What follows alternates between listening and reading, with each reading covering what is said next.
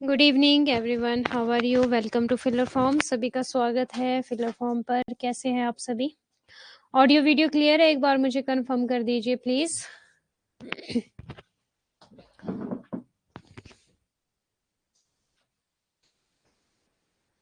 Audio video clear है क्या?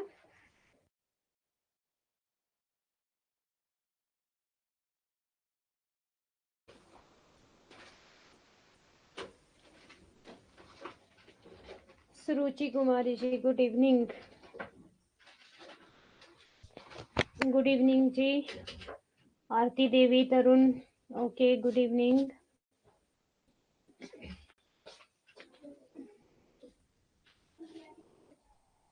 हाँ जी, सभी क्लास को ज्वाइन कर ले please.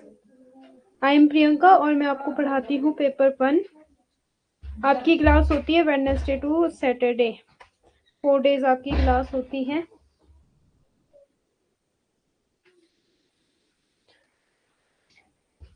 We want JRF, good evening ji.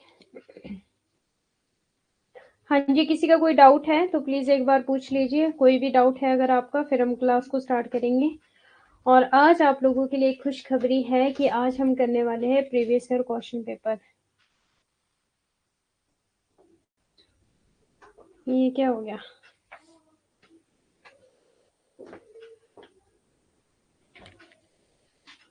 Okay, होगी class time. Rita Pal ji, good evening. हाँ जी, आज हम प्रीवियस ईयर क्वेश्चन पेपर करने वाले हैं रिसर्च एप्टीट्यूड का।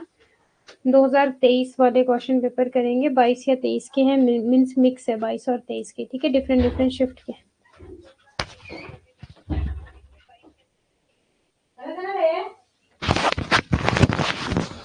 कोई डाउट है तो प्लीज एक बार पूछ लीजिए। ऑडियो वीडियो सब क्लियर है ना? कोई भी डाउट किसी का?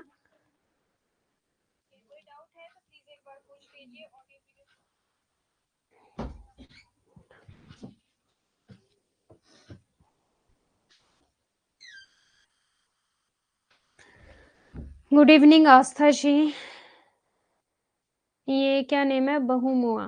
बहुमुआ, okay okay ma'am. First paper का डाटा पोर्शन की प्रैक्टिस ज्यादा करवाएं। डाटा पोर्शन मतलब? डाटा पोर्शन समझ नहीं आया मुझे, किस बारे में बात कर रहे हो आरती देवी जी आप? आरती, ओके।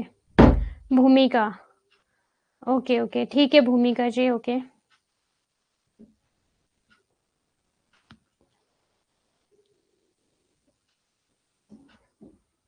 डाटा हैंडलिंग,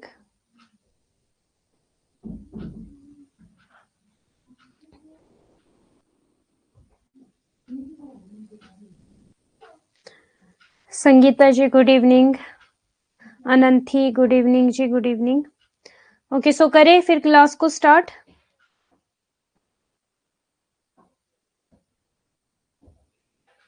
कर ले क्लास को स्टार्ट फिर। प्रीवियस ईयर क्वेश्चन पेपर करवाने वाली हूँ आज आपको, ठीक है। रिसर्च एप्टीट्यूड यूनिट सेकंड के हैं, पीवाई क्यूज आपके। और डेली आपकी क्लास होती है फिलोफॉर्म के ऐप पर 7 PM। 4 डेज मेरी क्लास होती है, बाकी 2 डेज जीतू सर की क्लास होती है। मंडे ट्यूसडे जीतू सर की क्लास होती है एंड वेडनेसडे टू सैटरडे मेरी क्लास होती है 7 PM, ठीक है। तो ज्वाइन कर लिया करो। यूनिट 1 आपका कंप्लीट हो चुका है, टीचिंग एप्टीट्यूड, और अभी हमारा यूनिट सेकंड चल रहा है। वैसे तो मैं यूनिट सेकंड में आपको कॉन्सेप्ट करवा रही थी, बट आज मैं आपको करवाने वाली हूँ प्रीवियस ईयर क्वेश्चन पेपर। कल हम करेंगे रेफरेंसेस, APA, MLA, चिकागो, ठीक है, वो सारी चीजें करेंगे। Okay, so let's start. किसी का कोई भी डाउट नहीं है तो प्लीज जल्दी से लिख दीजिए। We want JRF in June 2024। Ma'am Indian logic आप करवाओगे? नहीं, इंडियन लॉजिक शिखा जी मैं नहीं करवाऊंगी, इंडियन लॉजिक करवाएंगे आपको अंगना मैम। मैं आपको करवाऊंगी communication, research aptitude, teaching aptitude and आपका पीपल एंड डेवलपमेंट,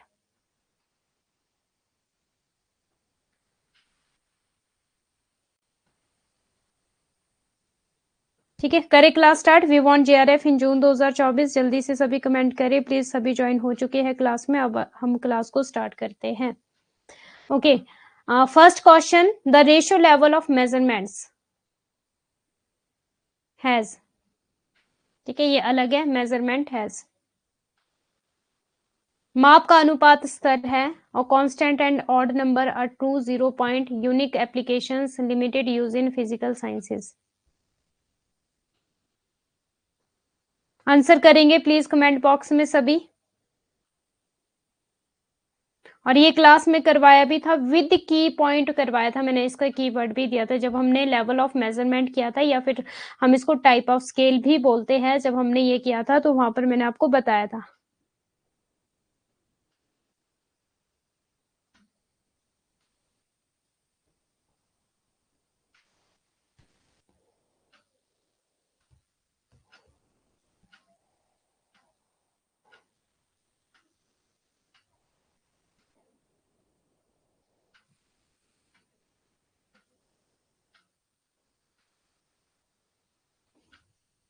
सभी आंसर करें प्लीज। अभी चेक होगा कि आपको कितना आता है कितना नहीं, ये रैंडम टेस्ट है आपका आज।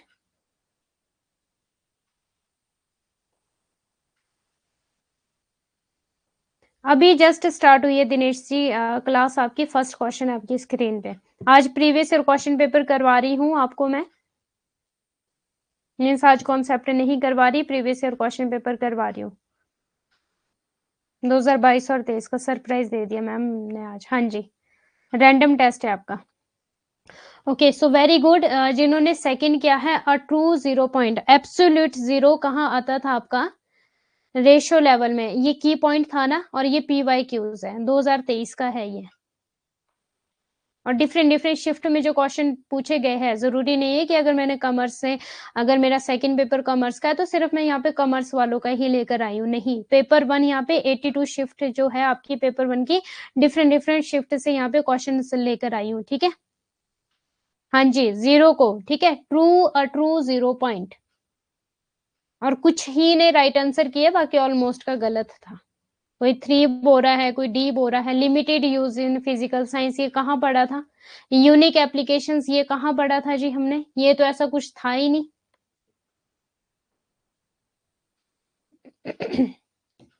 नेक्स्ट क्वेश्चन, इंटरप्रिटिविज्म, व्याख्यावाद, ये भी बताया था मैंने आपको। Interpretivism is an epistemology which contrast है आपकी सब्जेक्टिविज्म, पॉजिटिविज्म, फिनोमेनोलॉजी, आपकी हर्मेन्यूटिक्स। हाँ जी, बोलिए।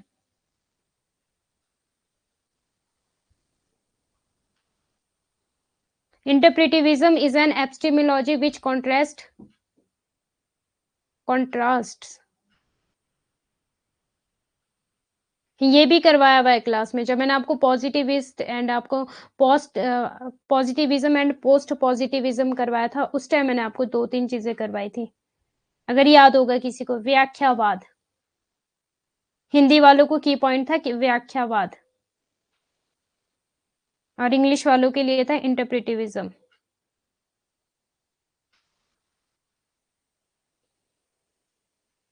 Good evening Ravindra Kumar ji, Anu ji good evening. सभी आंसर करें please. Himanshi, Manisha good evening.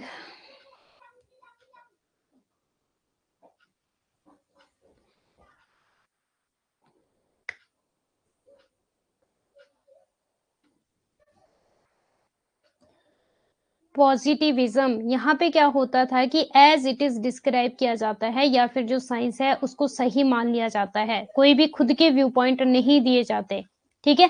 तो ये था आपका इंटरप्रेटिविज्म की मीन्स, जो भी आपके पास थ्योरी है, जो भी साइंस है, उसको एज इट इज मान लिया जाएगा और उसको एज इट इज वैसा ही उसको एक्सप्लेनेशन दी जाएगी, ठीक है। Realism and critical realism, right answer आपको पॉजिटिविज्म है। सब्जेक्टिविज्म का कोई मतलब नहीं बनता यहाँ पे, हेरमेनेटिक्स का कोई मतलब नहीं बनता। फिनोमेनोलॉजी तो आपको पता ही होगा क्या था। फिनोमेनोलॉजी किसका टाइप है, आपको क्वालिटेटिव रिसर्च का टाइप है कि क्वांटिटेटिव रिसर्च का टाइप है। फिनोमेनोलॉजी क्वालिटेटिव का टाइप है कि क्वांटिटेटिव का टाइप है, जल्दी से बताओ प्लीज। अभी हम रिसर्च एप्टीट्यूड ताजा ताजा पढ़ रहे हो, और अभी से फिर आप लोग गलत करोगे तो क्या एग्जाम में क्या करोगे फिर।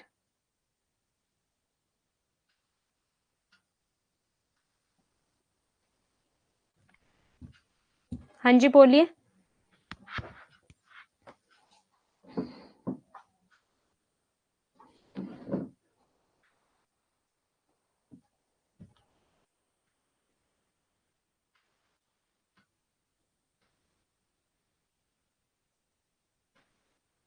क्वालिटेटिव, हाँ जी।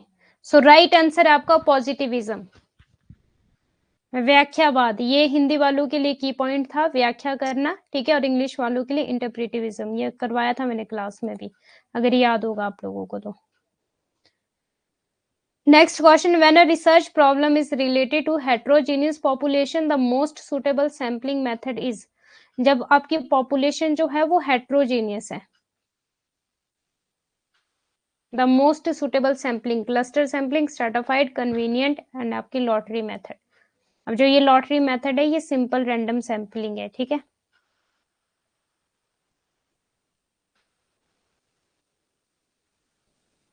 जब कोई शोध समस्या विश्व जनसंख्या से संबंधित हो तो सबसे उपयुक्त नमूनाकरण विधि है, ये भी बताया था मैंने कि जब आपकी पॉपुलेशन हेट्रोजीनियस होती है तो हम क्या करते हैं।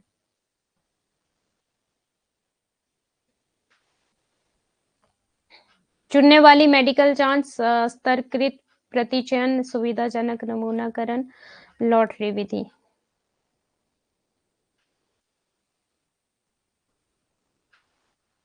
क्या हो गया? The most suitable sampling method is.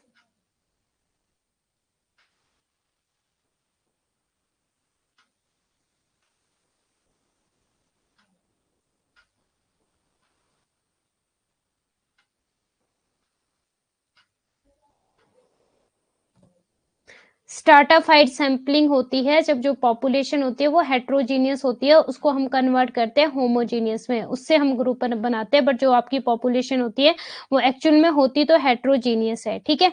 Actual में क्या होती है, हमेशा हमारी पॉपुलेशन हेट्रोजीनियस होती है, लेकिन हम इसको किस में कन्वर्ट कर देते हैं, होमोजीनियस में, ग्रुप में, ठीक है, ग्रुप में डिवाइड कर देते हैं। तो सुटेबल सैम्पलिंग मेथड आपका स्ट्रैटिफाइड सैम्पलिंग है, ना कि क्लस्टर है। क्लस्टर में तो हम लेते ही हेट्रोजीनियस है एज इट इज, यहाँ पे हम होमोजीनियस में नहीं कन्वर्ट करते, हम सारी के मीन से जो नेचुरली होती है बनी हुई, ठीक है, उसी को लेते हैं और उसी पे स्टडी कर देते हैं हम आगे। सेकंड आपका राइट आंसर हो जाएगा। Which of the following are valid reason for literature review in research. अब ये टाइप ऑफ प्रोसेस में था आपका, ठीक है, आइडेंटिफिकेशन ऑफ प्रॉब्लम, और सेकंड था आपका लिटरेचर रिव्यू।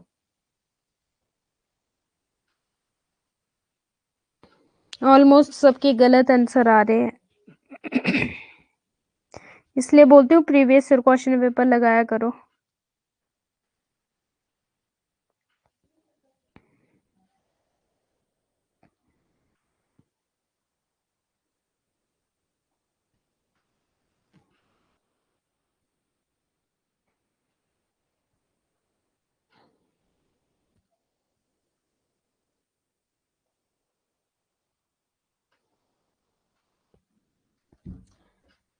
लिटरेचर रिव्यू, शोध में साहित्य समीक्षा के लिए निम्नलिखित में से कौन से वैध है, मीन्स वैलिड है।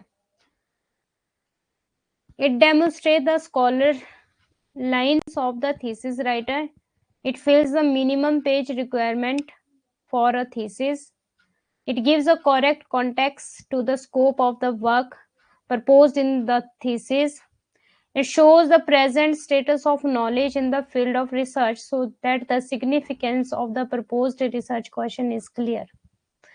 क्वेश्चंस लगाने का क्या मैंने एक ट्रिक बताई थी, जो पॉजिटिव है उसको ले लो, या फिर जो मोर पॉजिटिव है उसको ले लो, और जो नेगेटिव है उसको बाहर फेंको। शोध में, यह शोध के क्षेत्र में ज्ञान की वर्तमान स्थिति को दर्शाता है ताकि प्रस्तावित शोध प्रश्न का महत्व स्पष्ट हो। यह थीसिस में प्रस्तावित कार्यों के दायरे का सही संदर्भ देता है। यह थीसिस लेखक की विद्वता को प्रदर्शित करता है। यह थीसिस के लिए न्यूनतम पृष्ठ आवश्यकता को पूरा करता है।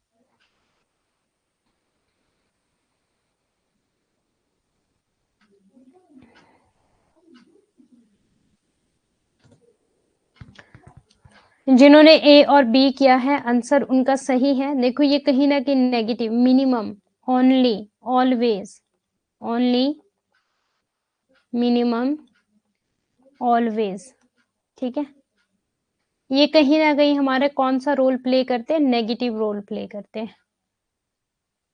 अगर डी गया तो डी यहाँ पे था, डी यहाँ पे था। It demonstrates the scholar lines of the thesis writing, writer, ये भी कहीं ना कहीं थोड़ा सा नेगेटिव रोल प्ले कर रहा था, ठीक है।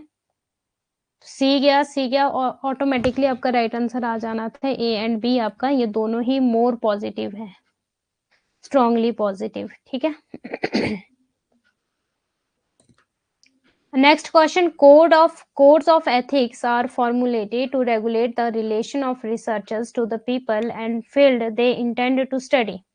शोधकर्ता के स्टेटमेंट 1 है, कथन 1 है, शोधकर्ता के उन लोगों और क्षेत्रों के साथ संबंधों को विनियमित करने के लिए नैतिकता संहिता तैयार की जाती है जिनका वे अध्ययन करना चाहते हैं। शोधकर्ता मीन्स जो रिसर्च करने वाला है। कथन दूसरा है, अध्ययन में शामिल सभी जोखिमों को प्रतिभागियों को पहले से समझाने की आवश्यकता नहीं है। यहाँ पे भी क्वेश्चन के साथ टैकल करो, क्वेश्चन में ही आंसर छिपा है। ध्यान से पढ़ो क्वेश्चन को और अपनी कॉमन सेंस को यूज करो।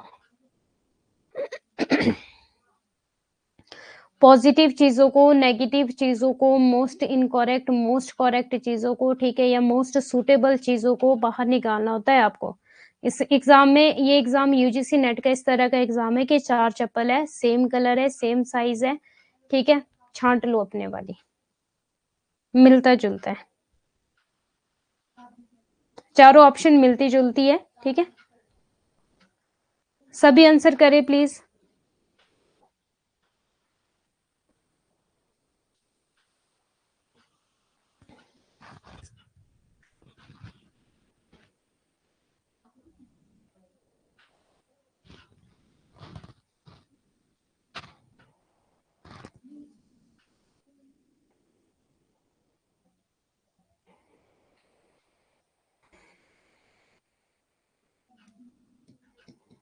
कॉमन सेंस यूज करो। What is the meaning of ethics, पढ़ा था हमने। एथिक्स क्या होते हैं? क्या हुआ रेखा जी, समझाने की जरूरत होती है मतलब? अब देखो, स्टेटमेंट 1 इज करेक्ट, ये कहीं ना कहीं आपको पॉजिटिव लग रहा है बातों से ही।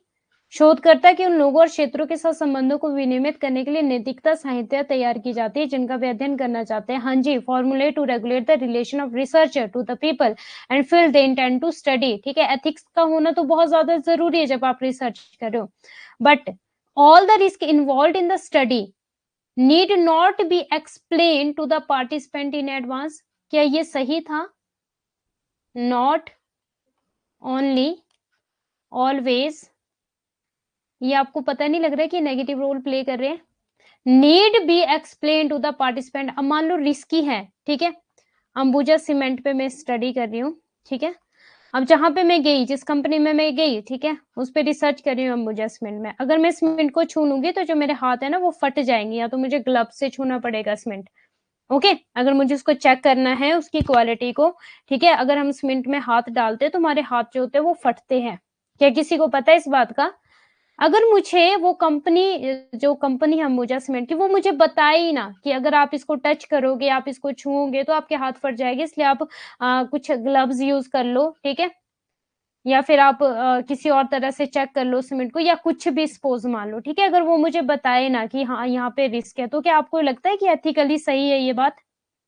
जिस चीज से किसी का नुकसान हो रहा है, क्या वो एथिक्स में आता है?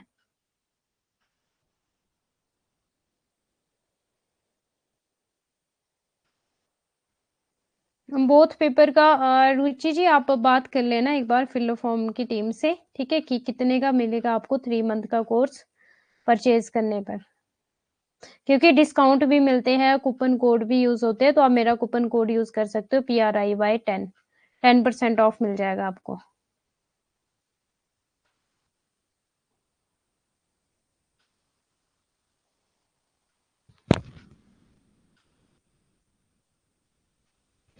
जल्दी से मुझे बताओ कि क्या किसी को ना बताना कि अगर आप यहाँ पे चलोगे या आप यहाँ पे जाओगे तो आपको नुकसान हो जाएगा। आपको पता है कि ये बहुत रिस्की जगह है और आप किसी को बता नहीं रहे हो पता होने के बाद भी, तो क्या हम उसको एथिकल में कंसिडर करेंगे? यस या नो?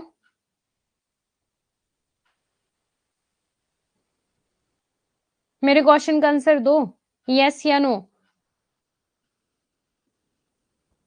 यस।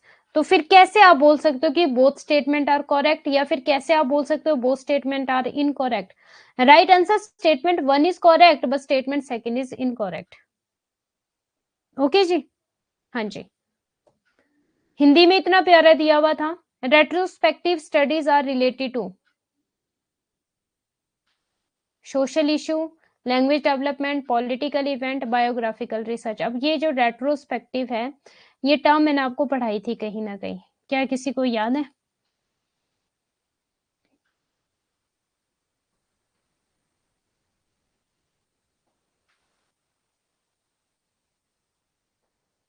क्या किसी को याद है? टीचिंग एप्टीट्यूड में बताया था रेट्रोस्पेक्टिव, रिफ्लेक्टिव लेवल में उसको और क्या बोला जाता है? रेट्रोस्पेक्टिव ही बोला जाता है रिफ्लेक्टिव लेवल को, अगर याद होगा तो।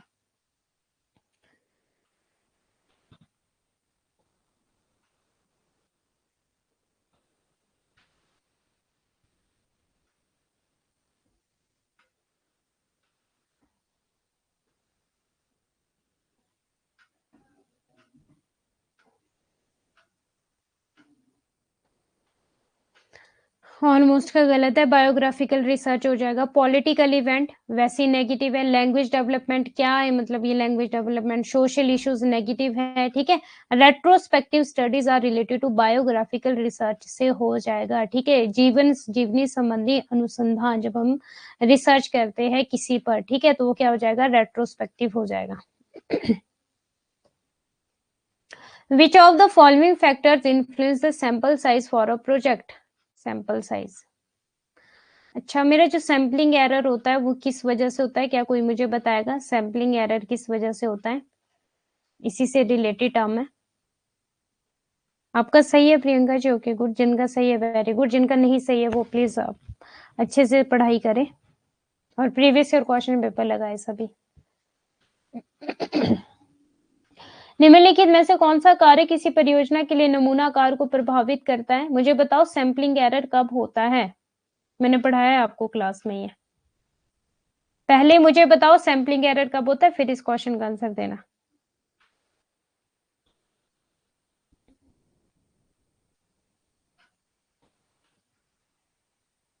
प्रोजेक्ट का प्रकार, परियोजना का उद्देश्य, क्षेत्र में पिछला शोध, शोधकर्ता का व्यक्तित्व, एक शोधकर्ता के रूप में उनकी स्थिति।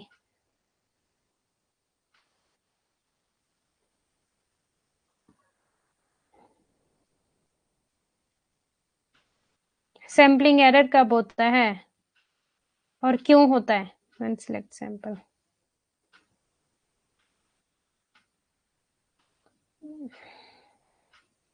पढ़ाया भी था क्लास में, सैम्पलिंग एरर होता है जब हम सैंपल का साइज छोटा लेते हैं, स्मॉल साइज की वजह से, ठीक है। और सैम्पलिंग एरर को कम करने के लिए हमें सैम्पलिंग का जो सैंपल का साइज होता है उसको इंक्रीज करना पड़ता है, ठीक है। हाँ जी, हाँ जी, हाँ जी। ओके सो राइट, इसका जो क्वेश्चन है आपके सामने 132, हाँ जी, आप क्वेश्चन का आंसर दे सकते हो।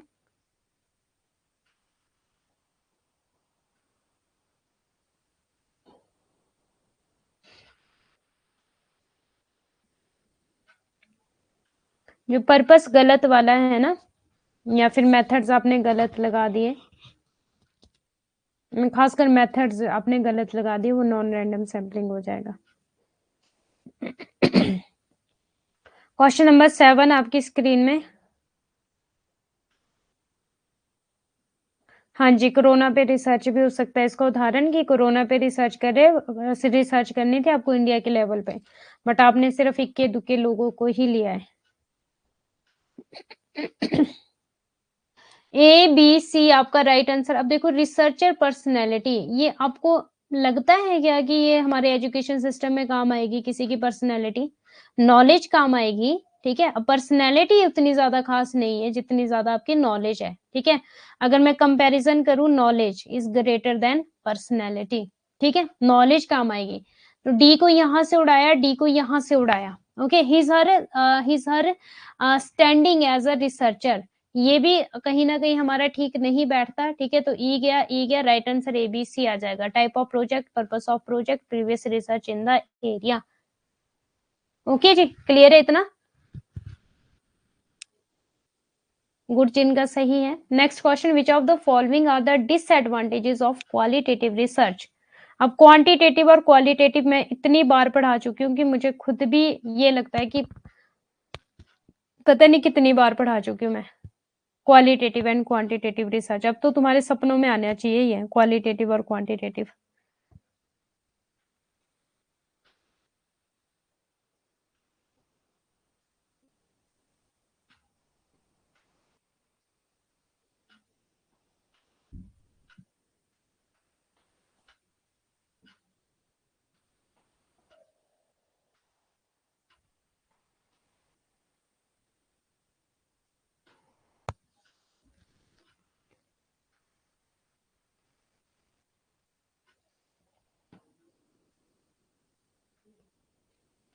हाँ जी, सभी आंसर करें प्लीज।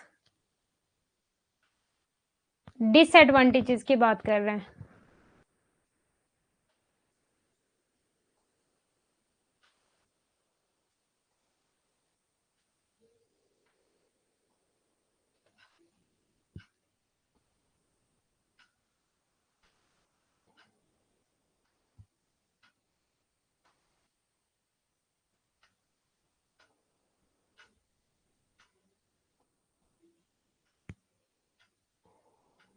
संदर्भ के प्रति बहुत संवेदनशील, बहस के लिए खुला, बहुत व्यापारिक, व्यक्तिपरक, सामान्यकरण करना कठिन है, प्रकृति का मुद्दा, प्रतिकृति का मुद्दा।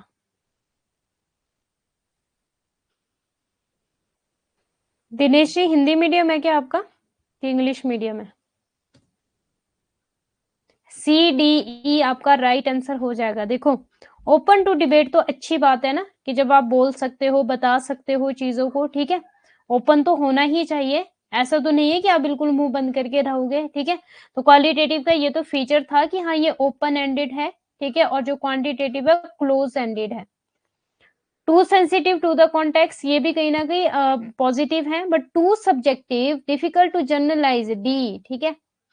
सी डी और ई आपका issue of replication, disadvantages of qualitative. अगर आपको क्वालिटेटिव क्वांटिटेटिव रिसर्च आपने पढ़ा है, ठीक है, तो रिवीजन कर लो एक बार अच्छे से, क्योंकि यहाँ से एग्जाम में क्वेश्चन पूछे जाते हैं। Okay, next question, when a variable leads to spurious interpretation of research result it is called? जब कोई चर शोध परिणामों की नकली व्याख्या की ओर ले जाता है तो इसे कहा जाता है।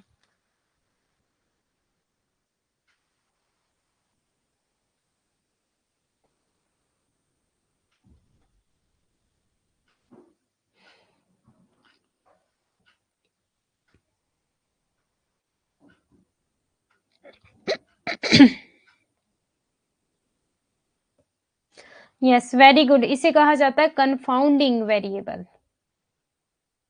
कंट्रोल हमने पढ़ा है, एक्सटर्नल, जिसका जो कॉज एंड इफेक्ट के रिलेशनशिप को नहीं बताता।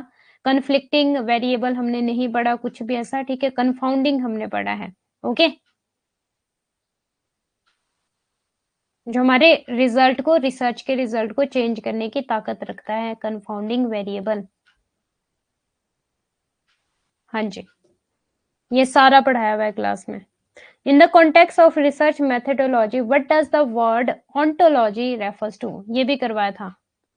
Ontology, concept and categories, their properties and relationship, research paper, journals and their citation, उनके उदाहरण के cancers, disease and their treatments, award indexing method.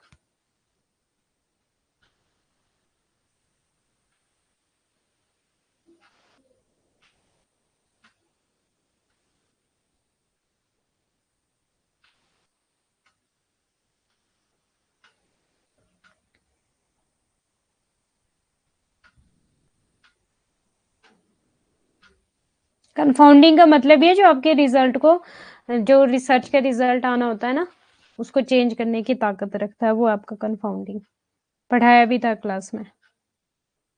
Extra नॉज variable से बढ़कर आपका कंफाउंडिंग है।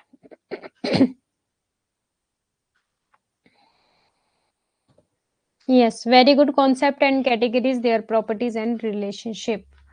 First one is correct. बाकी देखो research paper, journal and their citation, इसका कोई मतलब नहीं था। ऑन्टोलॉजी से cancer disease and their treatment बिल्कुल ही नेगेटिव, अवार्ड इंडेक्सिंग मेथड बिल्कुल ही नेगेटिव था, ठीक है। Which of the following is parent organisation of Scopus.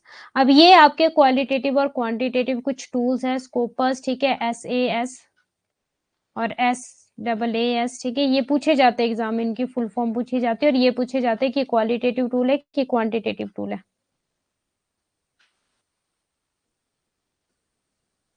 ये बहुत बार क्वेश्चन रिपीट हुआ है, 5 to 6 टाइम ये क्वेश्चन रिपीट हुआ है आपका।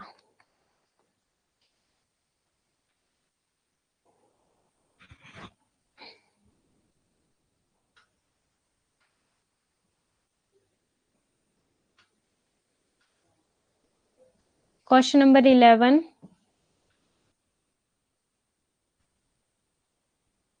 यस राइट आंसर आपका डी है, वेरी गुड।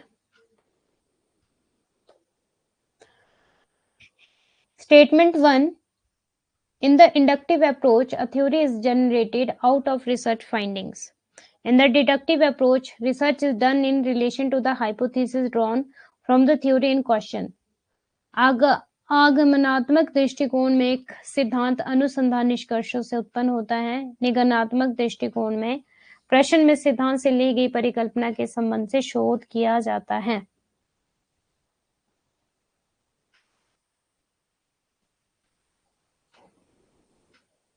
हाँ जी, सभी आंसर करें प्लीज।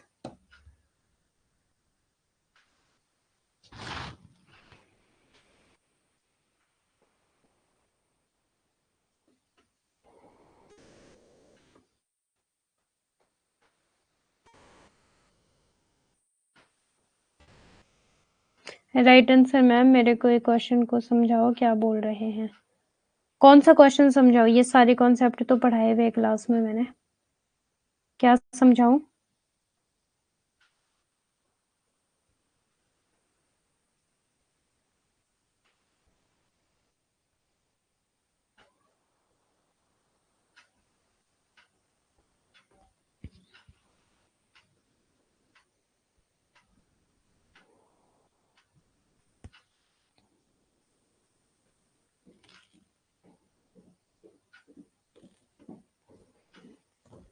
यस, स्टेटमेंट 1 आपकी करेक्ट हो जाएगी। देखो इंडक्टिव अप्रोच ये पढ़ी थी हमने, कौन सी होगी आपकी? क्वालिटेटिव।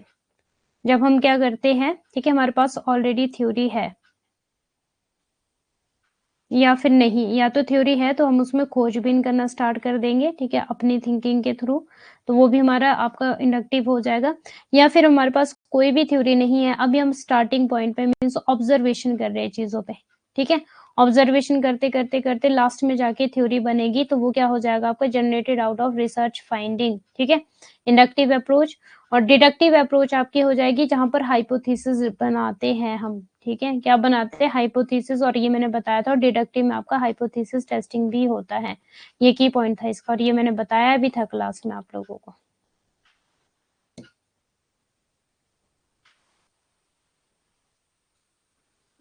ये किस में आए थे? BED मई में भी है ये, हाँ समझ नहीं आया दिनेश जी मुझे। ओके, नेक्स्ट क्वेश्चन है आपका, in for the selection of sample in research the snowball sampling method employ referrals, surveyors, opinion leaders and field workers। यहाँ पे भी की पॉइंट कीवर्ड है जो मैंने क्लास में बताया था आपको, स्नोबॉल सैम्पलिंग।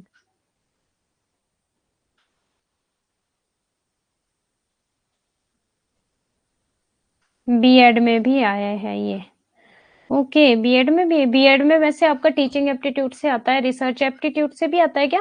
बीएड में आपका टीचिंग एप्टीट्यूड से क्वेश्चंस आते हैं और आपके पीपल एंड डेवलपमेंट से क्वेश्चन आते हैं। देखो कितने हेल्पफुल है प्रीवियस ईयर क्वेश्चन पेपर लगाने।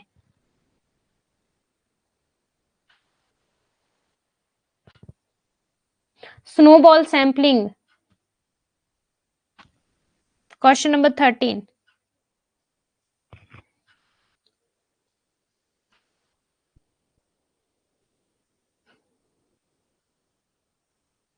एग्जैक्टली जो मैंने आपको की पॉइंट और कीवर्ड करवाया है वही है यहाँ पे, और ये यूजीसी नेट के पेपर है, क्वेश्चन पेपर मेरे खुद के बनाए हुए नहीं है।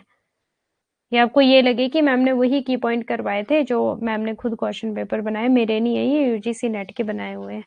अब देख लो कि जिन्होंने तो की पॉइंट कीवर्ड के थ्रू चीजों को सीखा होगा उनके लिए इजी हो जाएगा, जिनके कॉन्सेप्ट क्लियर हो गए उनके लिए इजी हो जाएगा।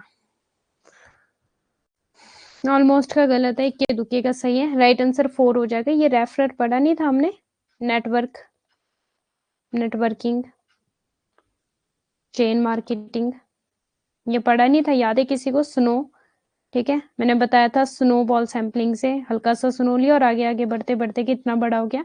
या फिर मैंने अपने एक फ्रेंड को बताया, वो आगे आगे चेन बनाता गया, ठीक है, चेन सैम्पलिंग भी इसको बोला जाता है, नेटवर्क सैम्पलिंग भी इसको बोला जाता है। फील्ड वर्कर्स क्या मतलब था? Opinion leader, surveyor's. Right answer referrer था, ठीक है, सर्वेक्षक, रेफरर। ओनली विचारवान नेतृत्व यहाँ आ जाएगा, सर्वेक्षक आपका यहाँ आ जाएगा सर्वेयर में, और रेफरर आपका राइट आंसर था। ओके,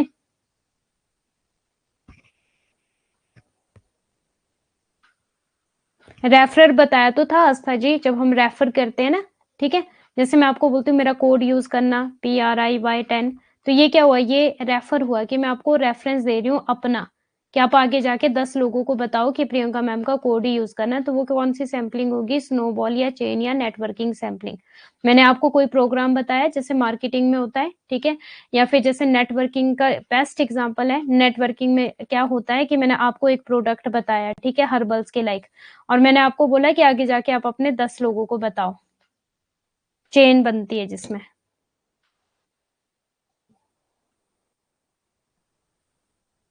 ओके जी, इतना क्लियर है। और ये की पॉइंट भी था, मैंने बताया था एग्जैक्टली स्नोबॉल सैम्पलिंग में आपको रेफर, जब हम अपना रेफरेंस देते हैं।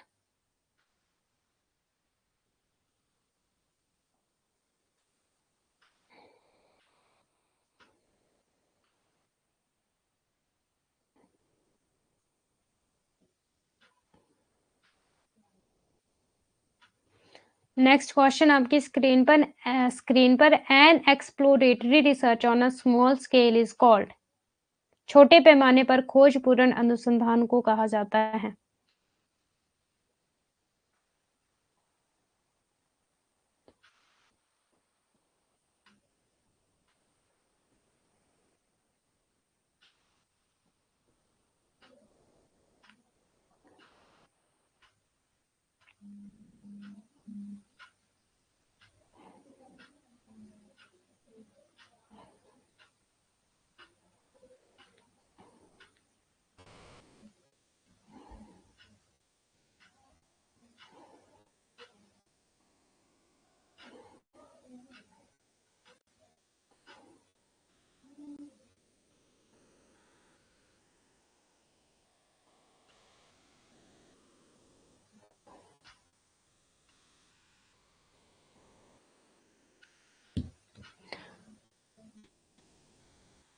ऑलमोस्ट का गलत।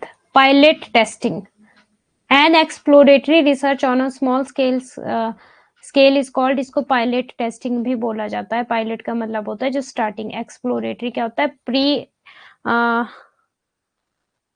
प्रीलिमिनरी रिसर्च बोलते हैं इसको, ठीक है, जब हम स्टार्टिंग में करते हैं, मीन्स फर्स्ट स्टेज होती है, ठीक है, खोज जब हम स्टार्टिंग में करते हैं तो वो कौन सी हो जाती है? एक्सप्लोरेटरी रिसर्च, पायलट टेस्टिंग भी इसको बोलते हैं। राइट आंसर 3 हो जाएगा आपका।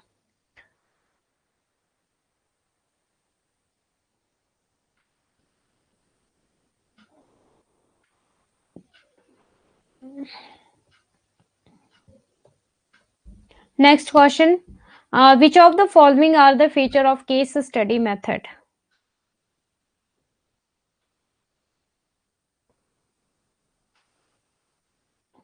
केस स्टडी मेथड की बात हो रही है यहाँ पे।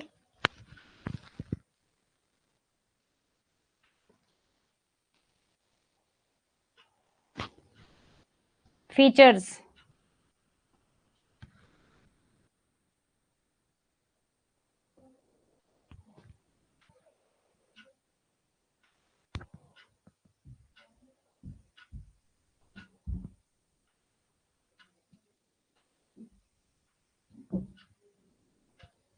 सभी आंसर करेंगे?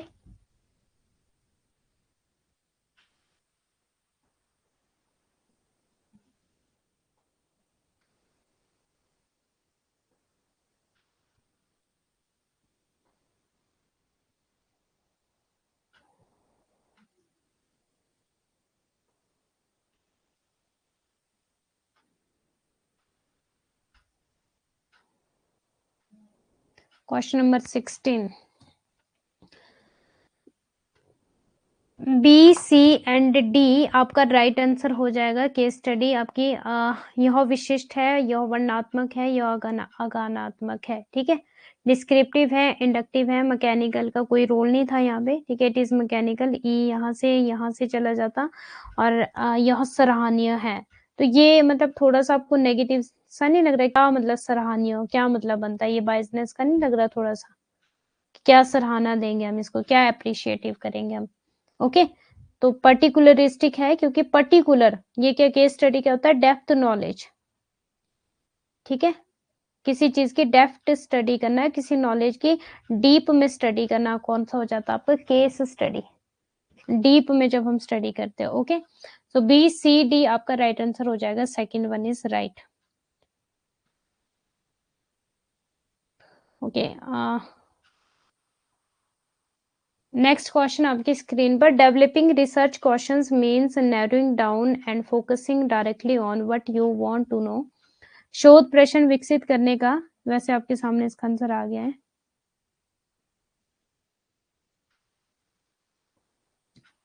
शोध प्रश्न विकसित करने का मतलब है कि आप जो जानना चाहते हैं उसे सीमित करना और सीधे उस पर ध्यान केंद्रित करना। एक शोध प्रश्न किसी शोधकर्ता को साहित्य सर्वेक्षण करने के लिए प्रेरित नहीं करता है। A research question does not promote a researcher to do literature survey. ये भी नेम से क्लियर है। वैसे तो आंसर आ गया, मुझे नहीं पता कि आपने चीटिंग की है कि आपने खुद से आंसर दिया है।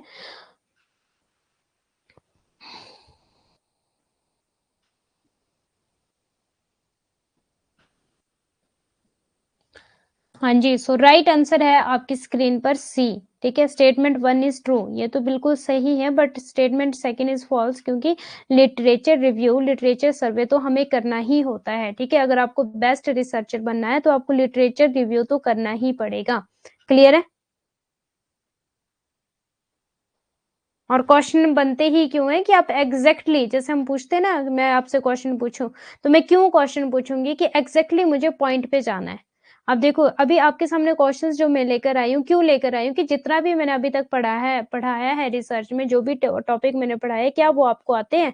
इसीलिए तो क्वेश्चन पूछा जाता है directly on what you want to know, कि मैं जानना चाहती हूँ कि जितना भी मैंने रिसर्च पढ़ाया है क्या आपको आता है? मैम सबने नकल की है।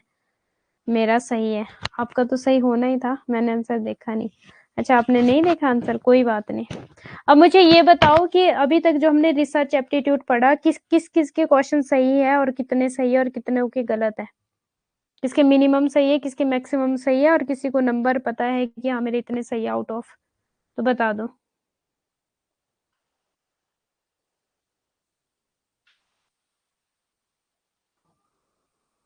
जो स्नोबॉल सैंपलिंग करी रेफरर वाली, वो भी क्लास में करवाया था। क्वालिटेटिव क्वांटिटेटिव बहुत बार क्लास में करवाया, केस स्टडी भी बताया था। 6 सही है आपके। ओके, मैंने कॉपी, ठीक है। गलत हुए हैं बहुत, सही ज्यादा, क्या बोलूं, गलत हुए हैं बट सही ज्यादा हुए हैं। Okay good. ओके ओके, ठीक है, जिनके गलत हुए वो प्लीज एक बार चेक कर लेना अच्छे से। ठीक है,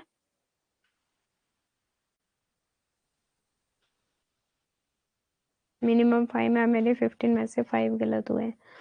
ओ वेरी गुड आस्था जी, सेकंड में नॉट लिखा है मतलब सेकंड गलत है। ओके, हाँ, एक और चीज, यस वेरी गुड, ये आपने की पॉइंट था, मतलब ये एक क्या बोल सकते हैं इसको, एक ये टेक्निक है। ठीक है, वैसे एग्जैक्टली हर बार ऐसा नहीं होगा कि हर बार ही जहाँ पे नॉट है, जहाँ पे ओनली है, जहाँ पे ऑलवेज है, वो गलत हो।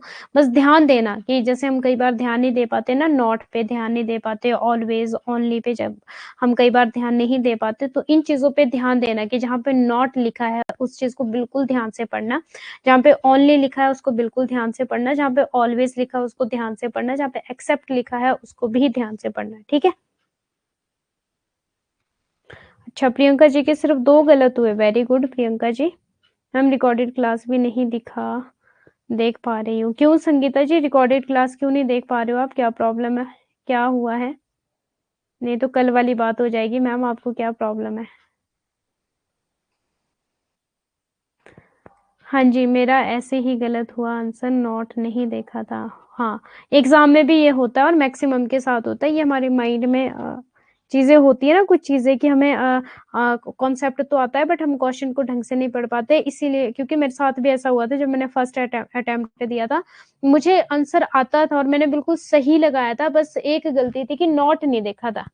जैसे हम पूछते हैं ना, जैसे मान लो मैं आपसे पूछ लूँ कि क्वालिटेटिव रिसर्च के कौन-सी नहीं है, ठीक है? Does not the qualitative research, इस तरह से पूछ लूँ, which are not the types of qualitative research, और वहाँ पे सारे क्वालिटेटिव रिसर्च के टाइप दिए थे और मैंने क्वालिटेटिव में क्लिक कर दिया था, बल्कि उसमें पूछा था कि कौन-सा नहीं है। तो मेरे साथ भी ये हुआ है, इसलिए मैं आपको बता रही हूँ कि ये बहुतों के साथ होता है। ड्यूटी में कुछ ज़्यादा ही बिज़ी रह रही हूँ, कॉलेज में एग्ज़ाम चल रहे हैं। ओके, आपका कौन-से अटेम्प्ट में हुआ था क्लियर? थर्ड में। Third attempt Priyanka ji. First attempt में तो मेरा पढ़ाई नहीं की थी, सेकंड अटेम्प्ट में कॉमर्स था मेरा सेकंड पेपर, वो मेरे ब्रदर ने भरा था फॉर्म और वो इंग्लिश लिख करके आ गया था सेकंड पेपर। तो मेरा तो कॉमर्स था, तो वो तो फिर मैं वैसे ही सीरियस नहीं थी, क्योंकि फॉर्म ही गलत भरा था। उस टाइम ज़्यादा ध्यान भी नहीं दिया था कि हाँ, नेट जेआरएफ करना है, मास्टर्स कर रही थी मैं, तो इतना ज़्यादा क्रेज़ नहीं था।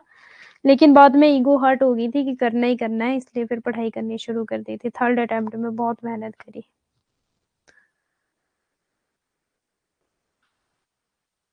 हाँ, जल्दी के चक्कर में बस आपका देखो, अगर आप क्वेश्चन ध्यान से पढ़ते हो ना, तो आपका आंसर आ जाता है। क्वेश्चन में ही आंसर छिपे होते हैं। ओके, और अगर आपने की पॉइंट, कीवर्ड के थ्रू स्टडी की होगी तो और भी बेटर है। मीन्स मेरा मानना तो ये है, कॉन्सेप्ट क्लियर होना चाहिए फर्स्ट ऑफ ऑल, सेकंड आपको की पॉइंट, कीवर्ड पता होने चाहिए। और मैं आपको पढ़ाती हूँ क्लास में इसी तरह से, जो मेरी स्लाइड्स आप देखोगे, ठीक है, जब मैं आपको नोट्स भी देती हूँ, क्लियर है? जब क्लास में मैं आपको पढ़ाती हूँ तो हाँ, मैं हमेशा अंडरलाइन करती हूँ। जैसे कि हमने स्नोबॉल सैंपलिंग पढ़ा, तो रेफरर मैंने बताया है क्लास में, यस या नो? किसी को याद है? रेफरर मैंने बताया था। लॉटरी मेथड मैंने बताया था, जो आपकी सिंपल रैंडम सैंपलिंग होती है। क्या किसी को याद है?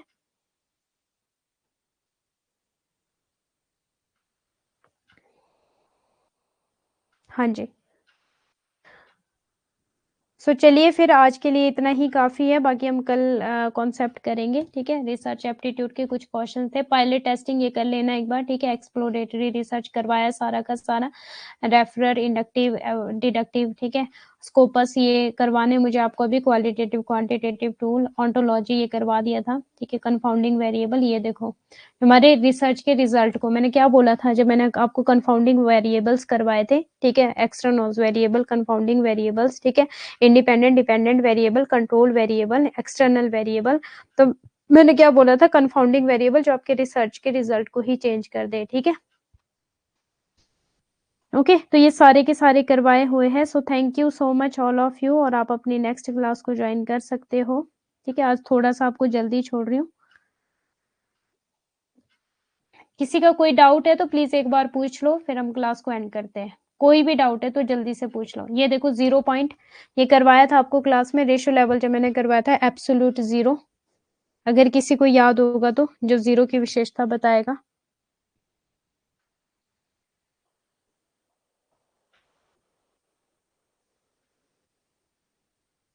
मैम 1 घंटा में 16 क्वेश्चन बनाना, तो 50 क्वेश्चन कितना घंटा बनेगा? ये तो जस्ट आप लोगों के लिए एक्सप्लेनेशन भी दे रही हूँ ना, अभी ये स्टार्टिंग है। आपको पता है मैंने 3 घंटे में, लास्ट अगर आप मेरी यूट्यूब पर मैराथन देखोगे, 3 घंटे में मैंने 7 यूनिट्स के प्रीवियस ईयर क्वेश्चन पेपर करवाए थे। 25-25 क्वेश्चंस 3 घंटे में, 25 paper, teaching aptitude, research aptitude, people and development, आपका कम्युनिकेशन, इंडियन लॉजिक, 25-25 क्वेश्चन करवाए थे। तो ये तो विद एक्सप्लेनेशन है, साथ में बातें भी की है, बट जब आप एग्जाम दोगे तो हो जाएगा। ओके, यहाँ पे तो मैंने टाइम भी आपको काफी काफी देर तक दिया है ना, वहां पे तो आपको टाइम का भी ध्यान रखना होगा। स्कोपस वाला था कुछ, हाँ जी, ये करवाना है मुझे आपको क्लास में। क्वांटिटेटिव टूल्स है आपके, क्वालिटेटिव, क्वांटिटेटिव, ठीक है? स्कोपस हो गए, जर्नल्स हो गए, ये सारी चीजें करवानी है मुझे। अब बस लास्ट में आपके 3-4 लेक्चर रहते हैं रिसर्च के, फिर रिसर्च एप्टीट्यूड आपका कंप्लीट हो जाएगा। ओके, क्या हुआ सूर्यकांत जी? रेशो में एब्सोल्यूट 0। सूर्यकांत जी क्या हुआ, क्या समझ नहीं आ रहा आपको? एग्जाम हॉल का टाइम ही तो बर्बाद कर देता है पूरा। कैसे होगा, कैसे टाइम मैनेज करूं? सब हो जाएगा, सब हो जाएगा, इसकी तो टेंशन ही मत लो। जैसे हमारा देखो मास्टर्स में क्या होता था, पूरी साल हम पढ़ते हैं, ठीक है, और 3 घंटे में एग्जाम देना होता है। कैसे मैनेज करते हो, कैसे हो पाता है? पूरी साल पढ़ोगे और सिर्फ 3 घंटे में आपका वो 3 घंटे का रिजल्ट, ठीक है, जो 3 घंटे में आप लिख कर आए हो वहां पर, और वही आपको पूरी साल का बता देगी कि आपको पास करना है कि फेल करना है। तो बस वैसे ही है ये भी, इसमें भी कोई रॉकेट साइंस नहीं है। अच्छा, प्रीवियस क्लासेस नहीं देख पा रहे हो? देखो प्रीवियस क्लासेस देखो, इम्पोर्टेंट है सारे टॉपिक। ओके, टाइम निकालो, या मॉर्निंग में उठ के इवनिंग में जैसा भी आपको टाइम लगता है रिकॉर्डेड क्लास देखो 1.x की स्पीड में, हो जाएगा फिर। ओके जी, ठीक है। So thank you so much all of you, bye bye, take care. और किसी का कोई भी डाउट है तो प्लीज पूछ लीजिए एक बार। जब एग्जाम दोगे तो हो जाएगा, जिनका ये कितने कम समय में कैसे करेंगे, कॉन्सेप्ट आते होगे, रिवीजन की होगी तो फटाफट। मैंने एक बार क्या किया था कि 30 मिनट में 80 क्वेश्चंस लगाए थे। बीएड का एंट्रेंस दिया था, मतलब ऐसे ही दिया था तुक्के तुक्के में। एक तो आधा घंटा लेट पहुंची थी, और एंट्रेंस क्वालिफाइड भी हो गया था बीएड का। कॉल भी आई थी बट मैं गई नहीं, क्योंकि बीएड मुझे करनी नहीं थी। बस वो मैंने अपनी नॉलेज के लिए दिया था कि चलो भर देते हैं। और मैं, यकीन नहीं मानोगे आप, 30 मिनट में 80 क्वेश्चन, 150 क्वेश्चन थे उस टाइम। आधा घंटा लेट पहुंची थी, आधा घंटा वहां पे लेट हो गया था, बड़ा कुछ हुआ था उस टाइम। 30 क्वेश्चन लगाए थे मैंने 80 मिनट, सॉरी 30 मिनट में 80 क्वेश्चन लगाए थे, क्योंकि टीचिंग एप्टीट्यूड के 50 क्वेश्चन थे और सारे आते थे मुझे। बीएड का एंट्रेंस भी क्वालिफाइड हो गया था। जो लोग पढ़ के गए थे, जो लोग 3-3 4-4 5-5 महीनों से प्रैक्टिस कर रहे थे, मेरी ही फ्रेंड थी, तो उनका नहीं हुआ था क्वालिफाइड, लेकिन मेरा हो गया था, क्योंकि मैंने मेहनत की है नेट के एग्जाम के लिए बहुत। और नेट के एग्जाम की वजह से पीएचडी का एंट्रेंस भी मेरे दिल्ली यूनिवर्सिटी का भी क्वालिफाइड हुआ है, और अपनी स्टेट का भी क्वालिफाइड हुआ है पीएचडी का एंट्रेंस वाला। और इवन देन बीएड का मैंने फर्स्ट अटेम्प्ट दिया था, मीन्स ऐसे तुक्के तुक्के में दिया था, वो भी क्वालिफाइड हो गया था। कॉल्स भी आई थी मुझे, बट मैं गई नहीं एडमिशन लेने।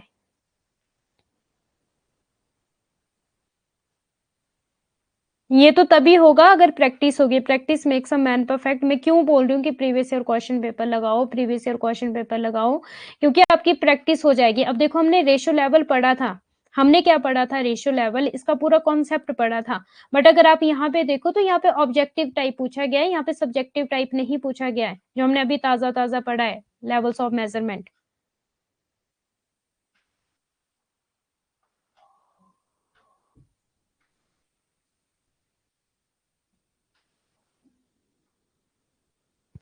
तो ये तो प्रैक्टिस से ही होगा। देखो कॉन्सेप्ट पढ़ना, ठीक है, कॉन्सेप्ट को समझना एक अलग चीज है। मेरे से 3 चीजें ना आपकी बिल्कुल साथ साथ चलती है। जैसे कि जब हम कार चलाते हैं ना, देखो आपको एक एग्जांपल देती हूँ, एग्जाम्स का भी यही है।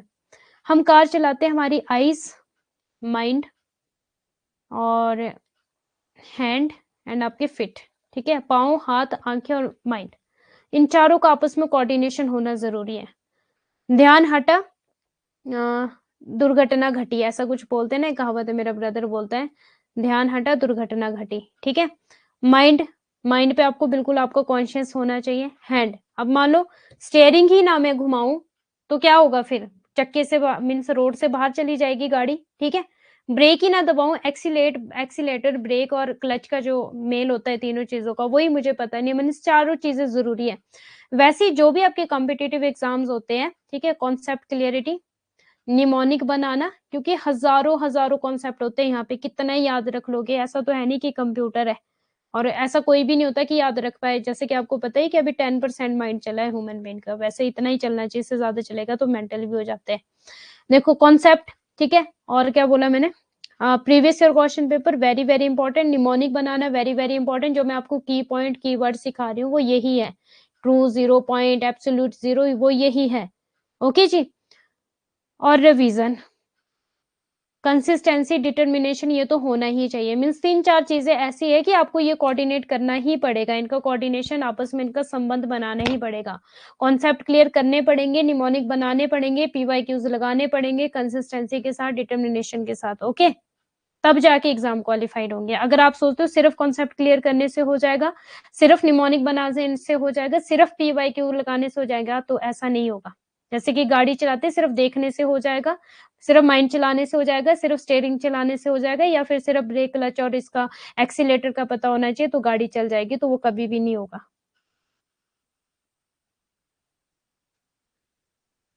ओके? सो क्लियर है इतनी बातें? चलिए फिर अब कल मिलते हैं, कल कॉन्सेप्ट करेंगे, ठीक है? रेफरेंस स्टाइल्स करेंगे कल रिसर्च एप्टीट्यूड के। ठीक है जी। Bye bye, God bless you all, take care.